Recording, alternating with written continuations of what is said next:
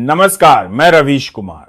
दोस्तों, बीजेपी की राजनीति का पुराना फॉर्मूला यही रहा है कि किसी भी तरह राहुल गांधी को मोदी के सामने इतना बड़ा न बनने दिया जाए कि लोग उन्हें असली चुनौती समझ लें। आपने नायक फिल्म जरूर देखी होगी जिसमें अमरीश पुरी की कुर्सी भर भराकर गिर जाती है। अब वैसा ही नजारा मोदी जी के साथ भी दिख सकता है, क्योंकि बीजेपी के नेता पलटी मारने में वक्त नहीं लगाते। दोस्तों, पूरी खबर ऐसे अंदाज में बताऊंगा ताकि आप वीडियो के अंत तक बने रहेंगे, लेकिन वीडियो को लाइक जरूर करें और चैनल को भी सब्सक्राइब करें। सवाल बस इतना है कि राहुल गांधी अब इस कहानी के हीरो बनेंगे या नहीं, और इसका फैसला तो जनता ही करेगी। हम तो पत्रकार हैं, बस गवाह। मगर मजा देखिए कि जो काम बीजेपी और उसके पालतू तोते, माफ कीजिए, गोदी मीडिया मिलकर भी न कर पाए, वही काम इंटरनेशनल मीडिया ने कर दिखाया। क्या आपने वो खबर नहीं सुनी जिसमें विदेशी अखबारों ने राहुल गांधी को हीरो और नरेंद्र मोदी को विलेन लिख दिया?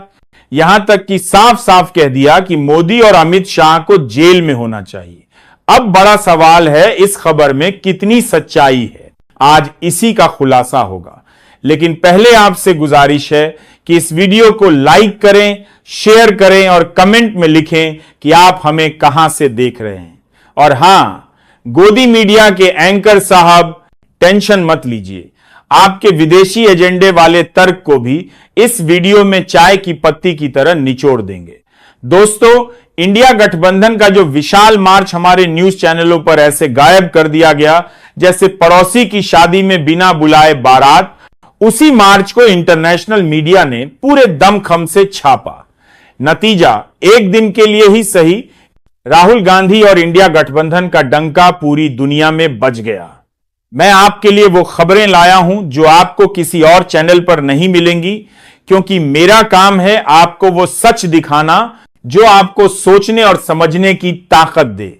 सोशल मीडिया पर इस मार्च की चर्चा आग की तरफ फैली, लेकिन गोदी मीडिया ने इसे ऐसे फेंका जैसे पुराना अखबार रद्दी वाले को। बिग बॉस का आदेश होगा तो संपादक क्या कर सकते हैं? जो काम हमारे चैनल नहीं कर पाए, इंटरनेशनल मीडिया ने कर दिखाया, वो भी बिना प्रायोजित बहस के।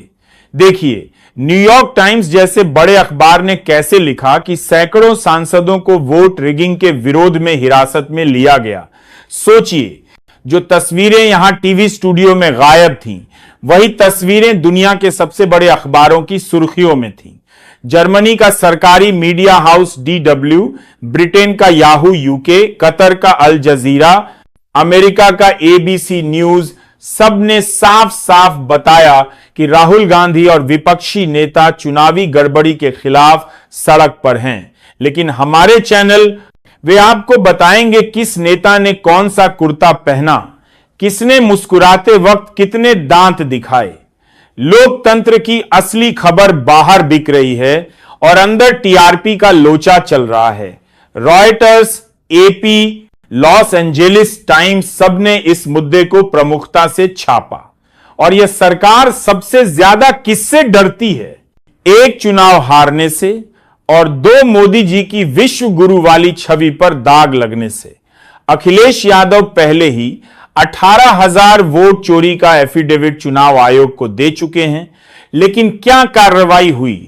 राहुल गांधी ने भी साफ कहा, मैं साइन करने को तैयार हूं, बस चुनाव आयोग पूरा डेटा दे।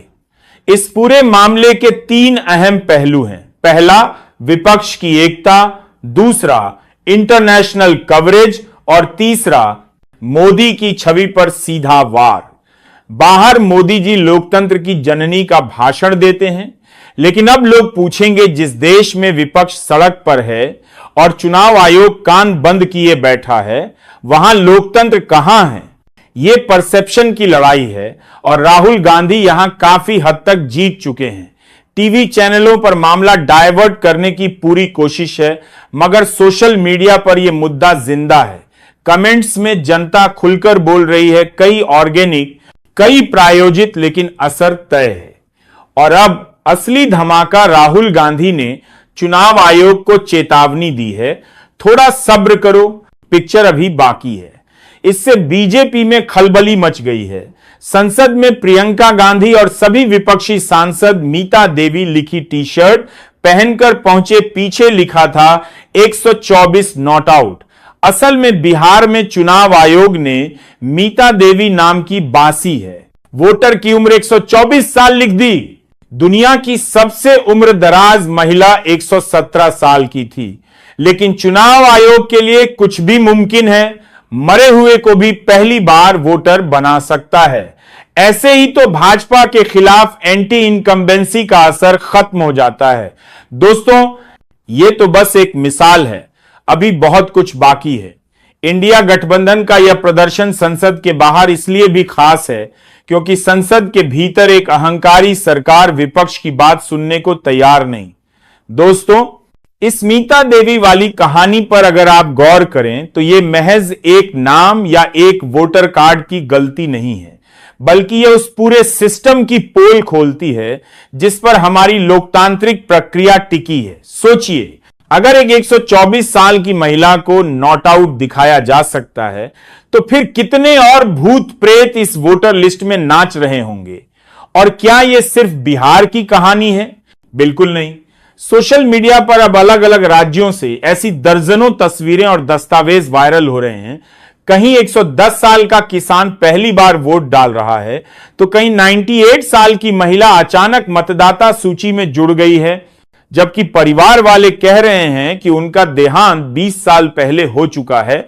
ये ऐसे उदाहरण हैं जो चुनाव आयोग की विश्वसनीयता को सीधे सीधे सवालों के घेरे में ला रहे हैं। और बीजेपी के नेता और उनके प्रवक्ता इस मुद्दे को तकनीकी गलती कहकर हंसकर टालने की कोशिश कर रहे हैं। लेकिन असल सवाल यह है कि ऐसी गलतियां किसके फायदे में जा रही हैं? जब गड़बड़ी हमेशा एक ही दिशा में दिखे, अब तो इसे संयोग कहना मासूमियत होगी। और राजनीति में मासूमियत का मतलब है सच को अनदेखा करना। विपक्ष का आरोप है कि यह सुनियोजित खेल है, वोट लिस्ट में भूतों की भीड़ खड़ी करके असली जनता की आवाज को डुबाने का खेल। और दोस्तों, इंटरनेशनल मीडिया के लिए यह मामला और भी रसदार है। उन्हें यह दिखाने का मौका मिल रहा है कि भारत, जो खुद को दुनिया की सबसे बड़ी लोकतंत्र कहता है, वहां चुनावी प्रक्रिया इतनी खोखली हो गई है कि 124 साल के नॉट आउट खिलाड़ी भी मैदान में हैं।